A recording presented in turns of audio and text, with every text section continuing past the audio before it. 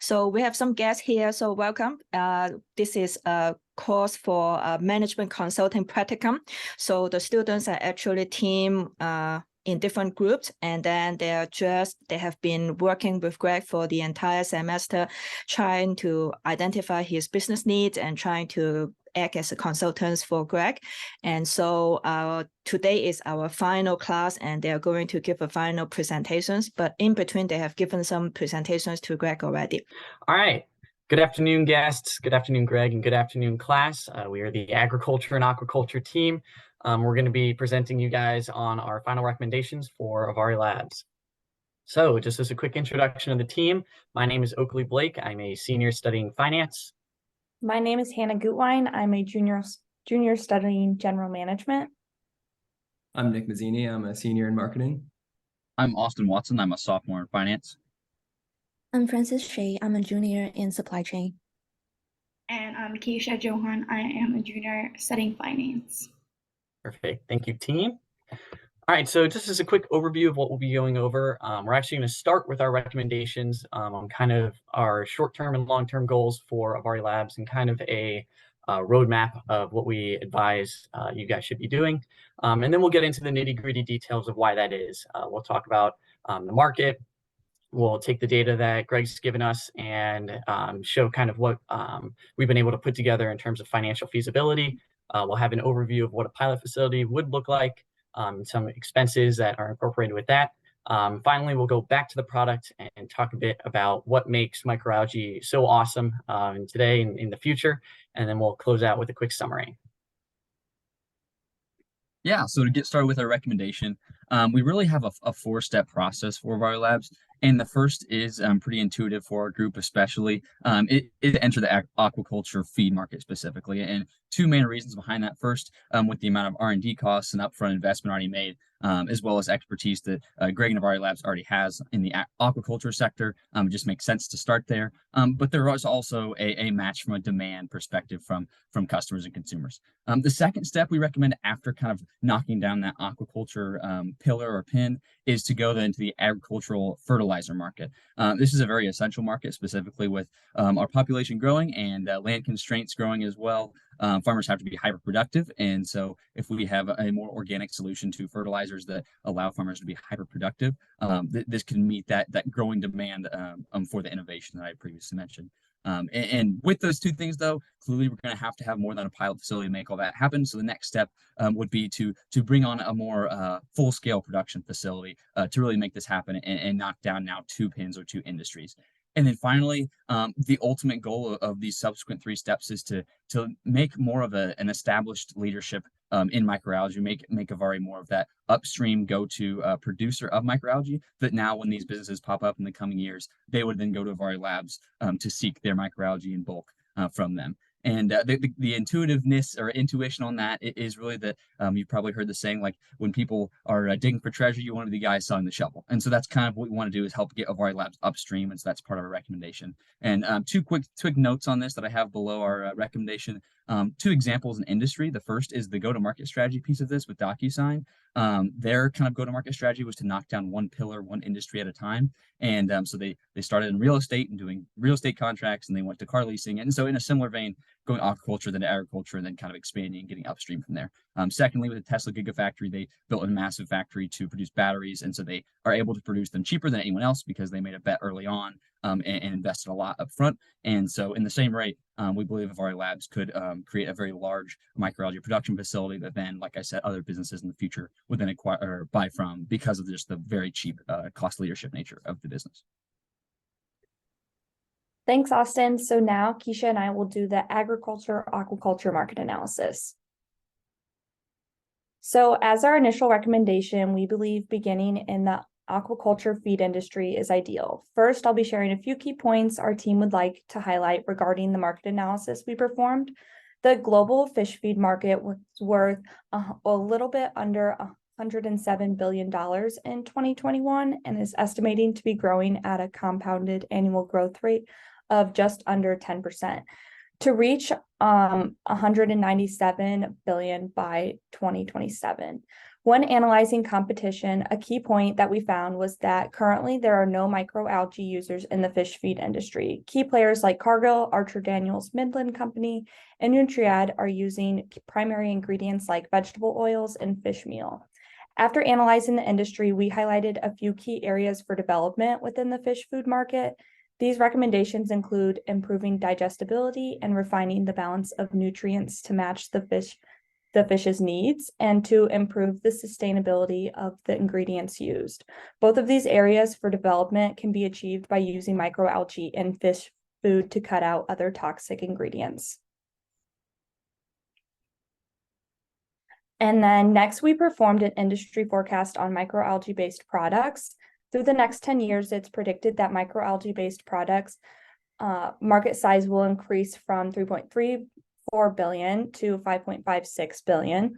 Additionally, IBS World Database states that the fish and seafood aquaculture revenue is expected to grow at a compounded annual growth rate of 0.5% to 2.4 billion over the next 5 years, with profit increasing to 11.8% in 2028. Our team has concluded that the fish and seafood aquaculture industry is entering a mature state.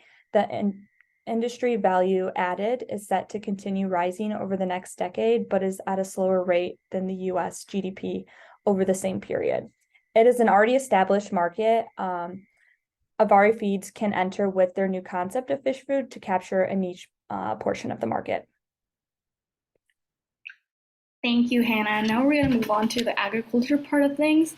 Our team did a market analysis, and we conclude there are two main uses of microalgae in agriculture, which are as biopesticides and biofertilizers. So we're going to go more in depth into these information.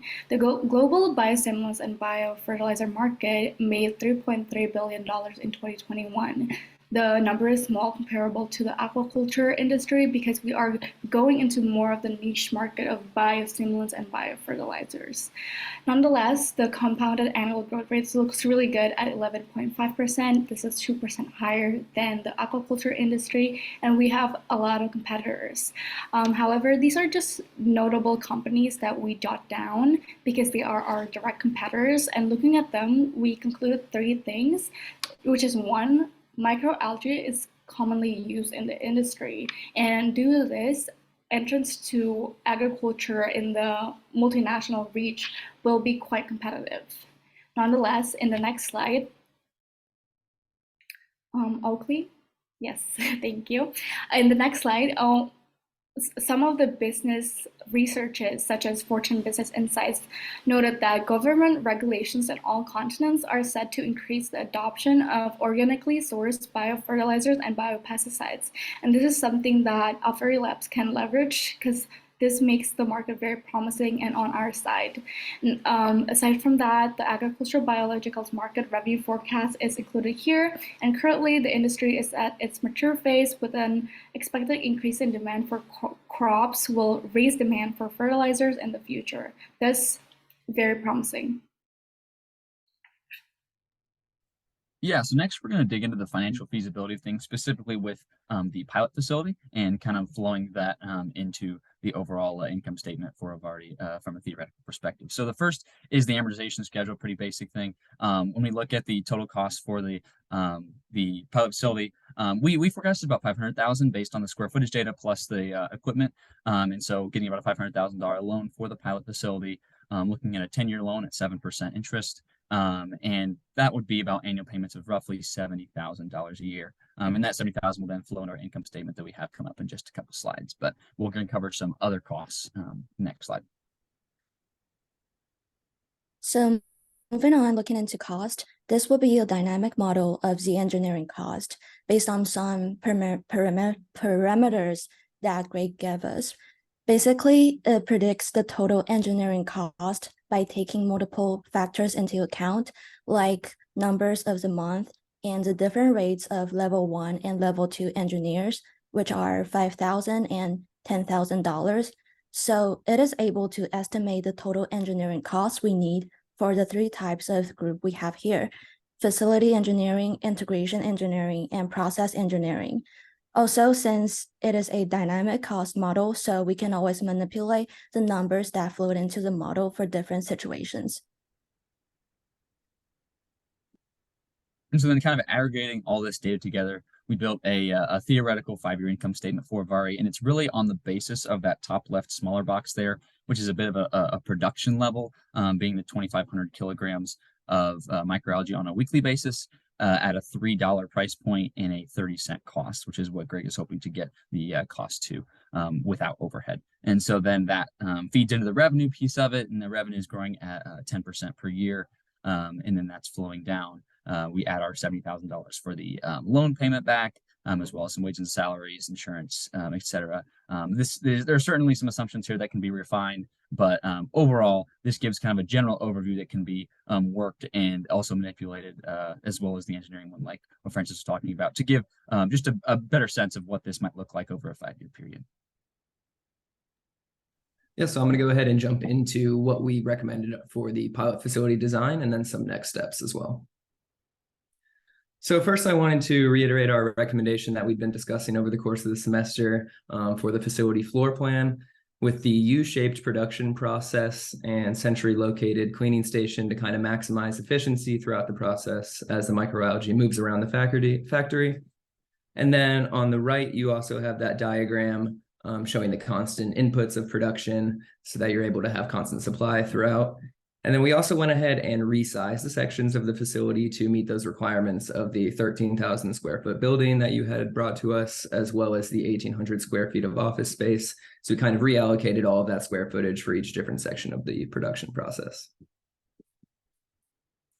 And then Austin had mentioned earlier that $500,000 loan for the facility. So to kind of break that down some more into some general categories, we included that $135,000 engineering cost. That was given from those levels of engineering. And then we also added our square footage allocation. You had given us that $12 and $7 number for the construction costs per square foot. So went ahead and allocated those with the total square footage to come to $105,000 in total cost for construction. Next, based off an average hourly rate for a construction lawyer in Indiana, you're looking at around $30,000 to staff them 40 hours a week for around a month to kind of assist with preparations before launching the facility. We bumped that up to $50K just to cover any permit costs or any filing fees that might pop up. And then we also left $10,000 just because I'm sure as we're students, there's some costs we might have overlooked that a professional engineer or construction firm might notice. So we wanted to have a little extra room for there. And it's always good to have a rainy day fund when you're approaching a project of this scale. We then attributed the rest of the money to purchasing office supplies and equipment for the facility. So based off this kind of breakdown in our floor plan recommendation, I want to propose some next steps. I think definitely hammering down specific needs and total costs for equipment is a crucial step, along with consulting a professional engineering and construction firm to develop an accurate pricing and a finalized detailed floor plan. Overall, this will kind of help you generate an exact use of funds portfolio that gives you a little more in-depth numbers than the estimates we were able to provide. But this is going to be really crucial in not only just securing the loan for the facility, but it's a really important thing to provide your shareholders and a good tool to present in future investment rounds. Yeah, so quickly to summarize, we really see this process as a flywheel that's going to build over time. But like Nick said, the pilot facility is a really crucial piece to get started and to really launch at greater scale in the aquaculture side of things, and then dive into the agriculture and then get to greater scale. But obviously needs stability before you can do that. And then ultimately taking over more of that leadership side of things in the microalgae market. So that's our recommendation, our 4-step recommendation for Avari Labs, and we welcome any questions or comments obviously at the end. Thank you.